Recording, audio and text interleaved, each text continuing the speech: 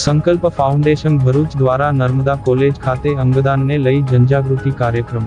યુવાનોમાં અંગદાનને લઈ જનજાગૃતિ આવે તેવા ઉમદા હેતુસર સંકલ્પ ફાઉન્ડેશન ભરૂચ દ્વારા નર્મદા કોલેજ ખાતે જનજાગૃતિ કાર્યક્રમ યોજવામાં આવ્યો હતો।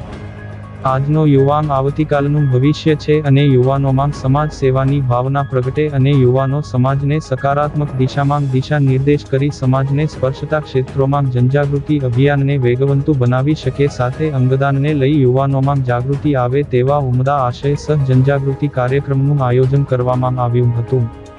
રક્તદાન, ચક્ષુદાન, દેહદાન, અંગદાનનું મહત્વ શું છે તે વિષય પર સંકલ્પ ફાઉન્ડેશન ભરૂચના સંજય તલાટી દ્વારા તલસ્પર્શી માહિતી આપવામાં આવી હતી।